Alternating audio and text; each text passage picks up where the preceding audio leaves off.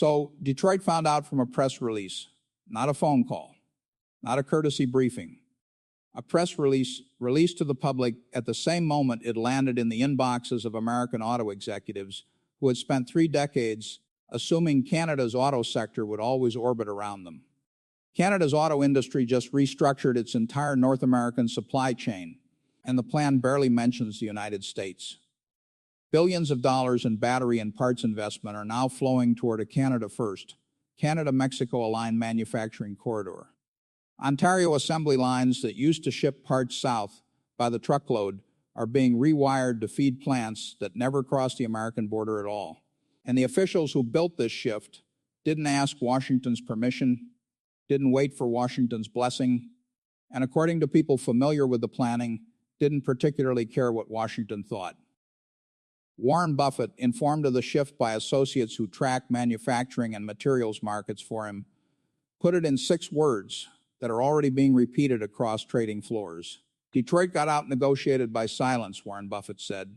Not a threat, not a tariff. Silence and a decision made somewhere else, by someone else, while the people who should have been paying attention were busy assuming nothing would change. When you hear how this restructuring actually came together, the years of groundwork, the quiet diplomacy with Mexico and with battery suppliers on 3 continents, and the exact moment American negotiators realized the leverage they thought they had was already gone, you'll understand why trade economists are calling this the most consequential shift in North American manufacturing since the original NAFTA was signed. Hit subscribe because this story is still unfolding, and the next 90 days are going to determine whether Detroit ever gets a real seat back at this table. Let me walk you through how we got here, because this did not happen overnight, and it did not happen by accident. For most of the last 4 decades, the North American auto industry operated on an assumption so basic that almost nobody said it out loud. Parts crossed the Canada-US border dozens of times before a single vehicle was finished. Engines built in Ontario went south, transmissions built in Ohio came north. It was, by design, one integrated system, and the United States sat at the center of it, both as the largest market and as the country that effectively set the terms. Canadian officials never loved that arrangement, but for years the math worked well enough that nobody in Ottawa wanted to be the one to blow it up. That changed with the tariff escalations that began reshaping cross-border trade in 2025. Tariffs on steel, on aluminum, on finished vehicles, on parts, layered on top of each other faster than either government's own trade offices could track. According to people who worked inside Canada's trade ministry during this period, the mood shifted from frustration to something closer to strategic resignation within a matter of months. The assumption that the relationship would eventually normalize, that this was a rough patch in an otherwise stable 80-year partnership, quietly died somewhere in the winter of 2025. What replaced it was a colder, more clinical question. If the United States is no longer a reliable trading partner for the auto sector, what does Canada build instead? Most Americans don't realize how much groundwork had already been laid for an answer. Years before the tariff war escalated, Canada had spent enormous political and financial capital trying to build a domestic battery and electric vehicle supply chain that didn't depend entirely on the American market. Multi-billion-dollar investments into battery plants in Windsor and St. Thomas, Ontario, backed by joint ventures with global battery manufacturers, were framed publicly as job creation and green industrial policy. What official statements at the time downplayed, according to Canadian industry analysts who tracked the negotiations closely, was that these plants were also designed with the flexibility to serve a supply chain that didn't run exclusively through the United States. Nobody said that part out loud in 2022 or 2023, because saying it out loud would have been diplomatically explosive. But the architecture was already there, waiting. Contrast the 2 sides during this period, because the contrast tells you almost everything you need to know about what happened next. Canadian trade officials, industry groups, and provincial governments spent those years building relationships with Mexican counterparts, with battery suppliers in South Korea and Japan, with European automakers looking for a foothold in North America that wasn't entirely dependent on Washington's mood. It was slow, unglamorous, spreadsheet and site visit work.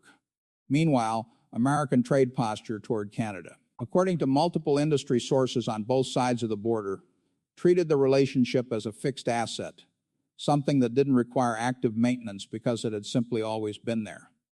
Auto executives in Detroit were focused on tariff negotiations, on public statements, on the next round of talks. Almost nobody in Washington's trade apparatus was asking a more basic question: what happens if Canada simply builds around us?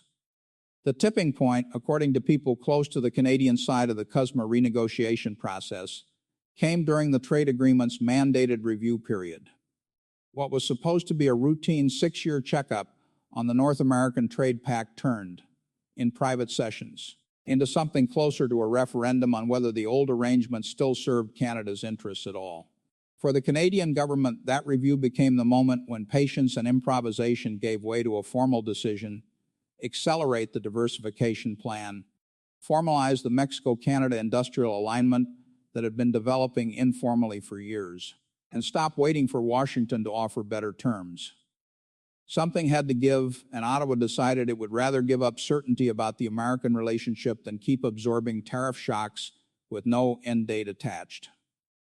Most Americans also don't realize how methodically Mexico was courted during this period, because that part of the story never made American headlines at all. Canadian trade delegations made repeated trips to Mexico City throughout this period, according to people familiar with the outreach, meeting with Mexican industrial planners to explore how the two countries' auto sectors could be woven more tightly together, insulated from whichever direction American tariff policy happened to swing in any given quarter. These weren't headline summits. They were working-level meetings, the unglamorous kind that rarely generate press coverage, focused on harmonizing part standards, aligning battery material sourcing, and mapping logistics corridors that could move components between the two countries without touching American soil at any point in the process. Mexican officials, for their part, had their own reasons to want this alignment. Years of similar tariff pressure from Washington had left Mexico's own trade planners with an appetite for diversification that matched Canada's almost exactly. The two countries found in each other a shared incentive that neither had with the United States: a wish to no longer be dependent on a single, unpredictable partner for the health of their manufacturing base. Let me take you inside how this actually came together, because the restructuring itself unfolded less like a single dramatic announcement and more like a long, quiet campaign that culminated in one very public moment. Picture the boardroom at a major Canadian auto parts supplier's Ontario headquarters in the weeks leading up to the announcement. Long table, glass walls looking out over a manufacturing floor that had spent decades tooled around parts destined for Michigan and Ohio. On one wall, a supply chain map, the old one, thick red lines running almost entirely north-south across the American border. On another wall, a newer map, still in draft form, with fewer lines crossing into the United States and more running west toward Mexican assembly plants and east toward port facilities built to move battery materials without ever touching American soil. According to people familiar with the internal planning sessions, executives spent months walking through this new map line by line, plant by plant, contract by contract, quietly notifying suppliers, testing logistics routes, renegotiating contracts with battery material suppliers in ways that reduced American exposure without triggering public alarm. Nothing was announced. Nothing leaked in a way that would have let American negotiators respond in time.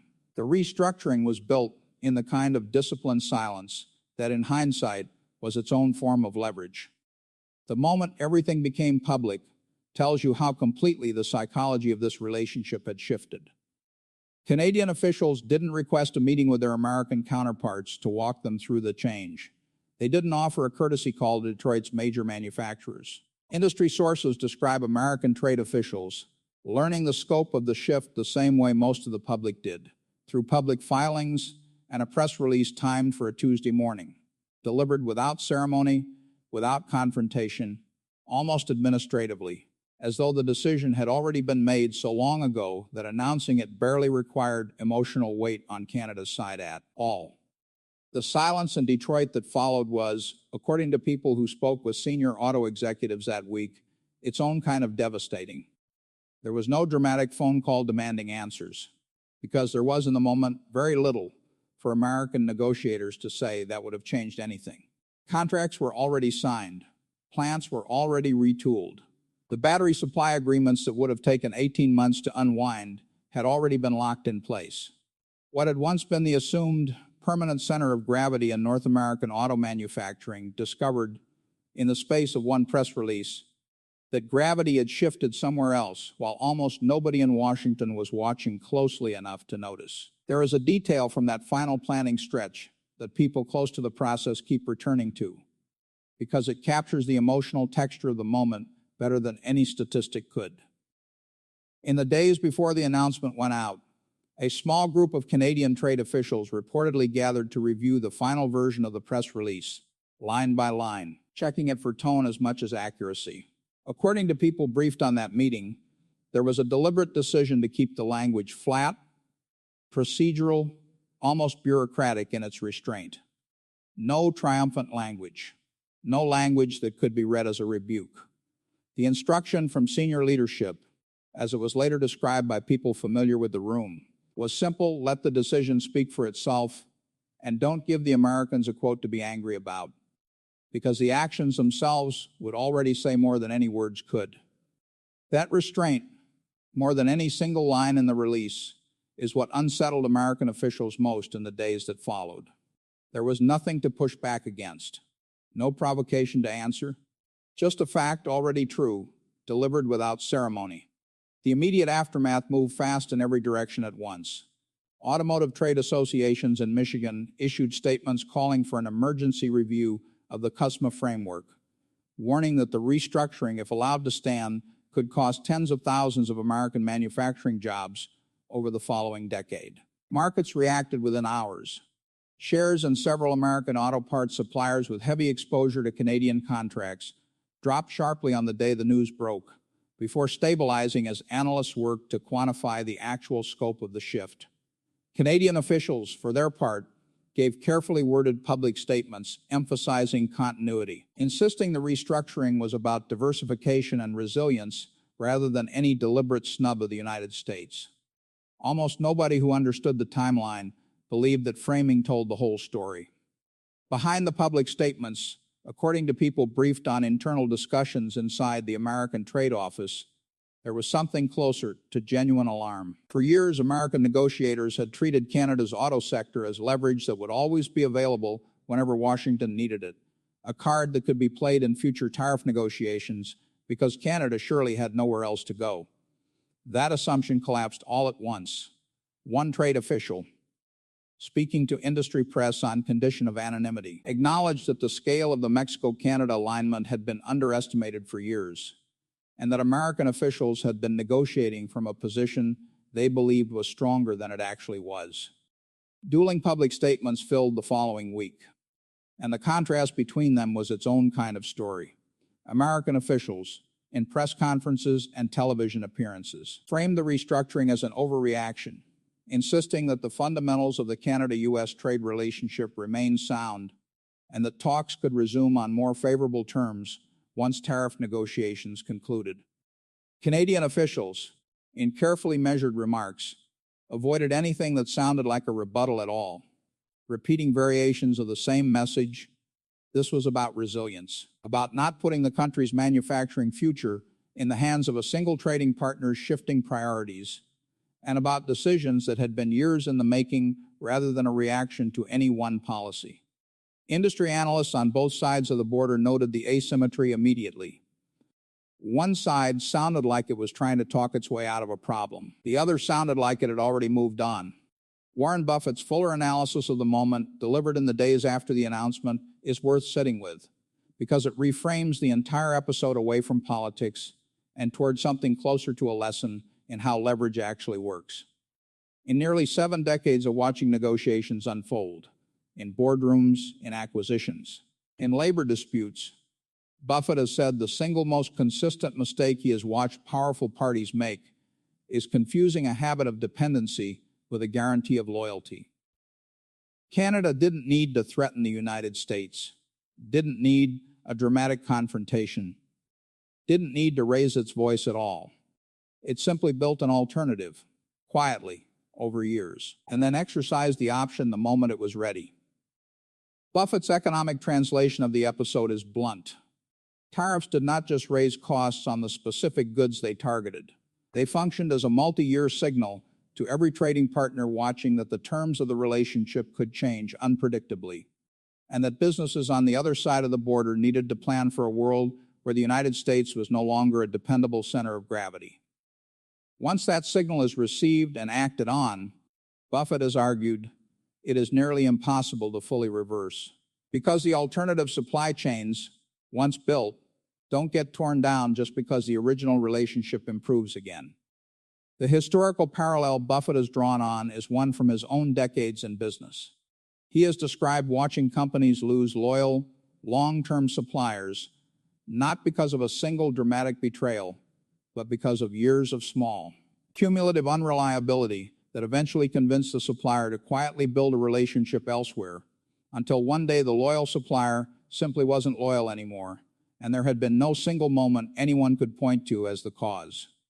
The universal principle he extracts from that pattern applies with unusual precision to what just happened between Washington and Ottawa. Leverage built on a partner's assumed lack of alternatives evaporates the instant the partner finds an alternative, and by the time you notice, the decision has usually already been made.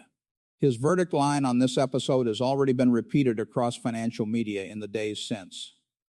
This was not a negotiating loss, Buffett has said.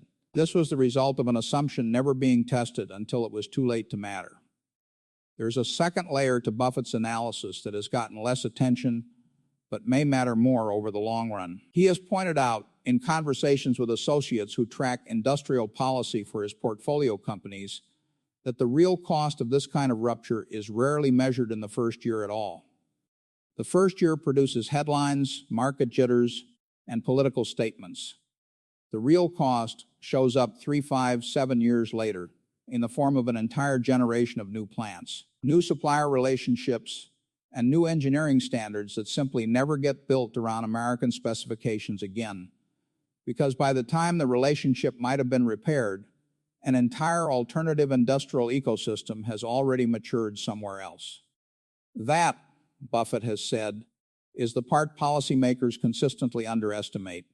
It isn't the argument that does the damage. It's the years afterward, when nobody's paying attention anymore, and the new arrangement just quietly becomes the permanent one. Now let's talk about where the consequences of this actually travel, because they extend well beyond one press release and one uncomfortable week in Detroit. Economically, the most immediate exposure sits with American parts suppliers who built their business models around guaranteed Canadian demand, and with Michigan and Ohio manufacturing communities that will feel any reduction in cross-border order volume in the form of fewer shifts, slower hiring, and renewed uncertainty about long-term plant viability. Politically, the restructuring hands ammunition to critics on both sides of the aisle who have argued that aggressive tariff strategy, whatever its intended leverage, carries the risk of accelerating exactly the diversification it was meant to prevent. Officials who champion the tariff approach as a tool to bring manufacturing leverage back to the United States now have to explain a headline outcome that reads, to most observers, as the opposite result. The defense and strategic dimension matters here too, even though it rarely makes the auto industry headlines. Integrated North American manufacturing has long been treated, inside NORAD planning circles and Five Eyes coordination discussions, as more than an economic convenience. It has functioned as a quiet strategic asset, a sign of deep alignment between two countries that share a continent, a border, and a defense perimeter. A Canadian auto sector that reorients its core economic relationships away from the United States and toward Mexico and Asian battery suppliers doesn't end that defense alignment. But according to people who study North American strategic cooperation, it chips away at the broader assumption of automatic mutual dependency that has underpinned decades of quiet cooperation on everything from continental air defense to intelligence sharing. Institutions built on assumed permanence tend to erode slowly and then, eventually, all at once. Internationally, the timing could hardly be worse for American credibility on trade. Allies and trading partners watching this episode unfold are drawing a clear lesson, whether or not American officials intended to teach it. A major, historically loyal trading partner just demonstrated that persistent tariff pressure produces diversification rather than compliance. Every country currently negotiating trade terms with the United States, from European partners to Southeast Asian manufacturing hubs, now has a concrete recent example to point to. And the country best positioned to benefit from that lesson may not be Canada or Mexico at all. Chinese battery and material suppliers, who have spent years courting exactly this kind of diversification opportunity, gain a foothold in North American supply chains that would have been unthinkable to offer them just 5 years ago, simply because the alternative, in the moment Canadian planners needed one, was more readily available than an American partnership that had grown too unpredictable to build a factory around. The irreversibility of this shift is the detail that deserves the most weight, because plants, once built and contracted, don't get quietly dismantled the moment a political mood improves. The battery agreements signed in Windsor and St. Thomas run for years, not months. The logistics infrastructure connecting Ontario suppliers to Mexican assembly lines has already been built and tested. Even in a best-case scenario where American and Canadian trade relations fully normalize within the next 2 years, the physical and contractual architecture of this new supply chain will still be there, still functioning, still absorbing a share of manufacturing volume that used to belong to American plants by default. This is what makes it a structural shift and not a temporary disruption. The compounding effect multiplies every year the tariff dispute drags on, because every new contract signed under the current arrangement becomes another year of lock-in on the other side. There's a generational dimension to this that retirement-age Americans watching this story will feel more acutely than most. Auto manufacturing towns in the Midwest have already lived through one great hollowing out. The decades when production quietly shifted overseas and communities built around a single plant watched that plant's order book shrink year after year until the shrinking became permanent. This restructuring doesn't move jobs overseas in the way that earlier shift did. It moves them next door, to Mexico and increasingly to Canadian plants that no longer need an American customer at all. But the effect on the workers left behind will feel familiar to anyone who lived through the first hollowing out.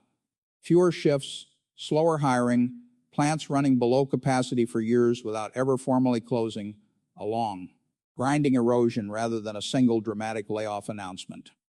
Economists who study manufacturing employment describe this pattern as harder to fight politically than a plant closure, precisely because there's no single moment, no single villain, no single event to organize a response around, just a long, quiet decline that becomes undeniable only once it's already permanent. So where does this leave things?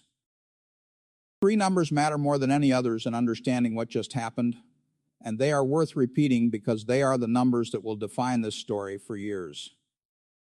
The billions of dollars in battery and parts investment now flowing through a Canada-Mexico corridor, the tens of thousands of American manufacturing jobs that industry groups warn are now exposed to long-term risk. And the 26-minute meeting that, months earlier, first signaled to Canadian officials that the old relationship could not be salvaged through negotiation alone. Those 3 numbers, the investment total, the jobs at risk, and the minutes it took for trust to collapse in that room tell the entire story of how a decades-old manufacturing relationship quietly came apart, not in a single dramatic confrontation, but in a long accumulation of decisions made, while one side was paying close attention and the other side assumed it didn't need to. It is worth sitting for a moment on the asymmetry of effort involved in all of this. Building an alternative supply chain across an entire industry takes years of unglamorous, uncelebrated work, site visits, permitting fights, supplier negotiations, engineering standard harmonization, the kind of labor that never makes a headline while it's happening and only becomes visible the day it's finished. Losing that leverage on the other side took no visible effort at all. It took a series of quarterly tariff decisions made for reasons that had little to do with the auto sector specifically, each one reasonable enough in isolation that accumulated over time into a signal no trading partner could responsibly ignore. That asymmetry, more than any single number in this story, is the part economists keep returning to. It is far easier to lose durable trust through inattention than it is to rebuild it through effort, and the timeline is almost never symmetrical. What took the United States perhaps 3 or 4 years of unpredictable tariff policy to erode will likely take a decade or more, if it is even fully possible, to rebuild. And only then if the underlying behavior that caused the erosion changes first. The philosophical verdict here is not really about tariffs or even about Canada. It's about what happens to any relationship, personal, corporate, or national, built on the untested assumption that the other side has nowhere else to go. That assumption feels safe for exactly as long as nobody tests it. Canada tested it quietly, patiently, over years, and the answer it got back reshaped the continent's manufacturing map before Washington fully understood the question had even been asked. What happens over the next 90 days as American negotiators scramble to respond and as the first full quarter of the new supply chain arrangement plays out in hard economic data will determine whether this becomes a temporary embarrassment or the permanent new architecture of North American manufacturing. Either way, the era in which the United States could assume Canada's auto sector as a fixed, dependable asset is already over. What replaces it is still being written, and it is being written right now, largely without American input.